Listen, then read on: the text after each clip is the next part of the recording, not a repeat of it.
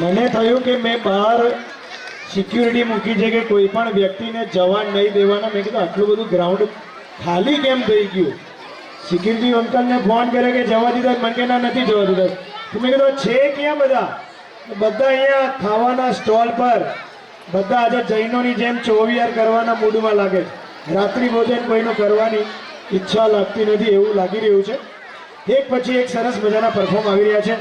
અત્યારે તમે દેખી રહ્યા છો કે ઘણા બધા વિદ્યાર્થી જે મોટા ધોરણના એટલે કે 8મા 9મા 10માના વિદ્યાર્થીઓ અહીંયા પોતાનું પરફોર્મન્સ મેઇન તો 9મું ધોરણ અમે અહીંયા સામેલ કર્યું હતું, કારણ કે આવતા વર્ષે એ લોકો 10મા ધોરણમાં આવી જશે અને અમારા ટીચર ધોરણ 10માં કોઈને કોઈ પણ પ્રકારની છૂટછાટ આપતા નથી. અને આ વખતે કલરવ સ્કૂલમાંથી ઓછામાં ઓછા 30થી પણ વધારે વિદ્યાર્થીઓ A1 ગ્રેડ ના દાવેદાર છે અને કદાચ પંચમહાલ ટોપ 10ની અંદર તો ખરું, પણ કદાચ ગુજરાત ટોપ 10માં પણ નંબર લાવવા માટે એ લોકો દાવેદાર બની ગયા છે.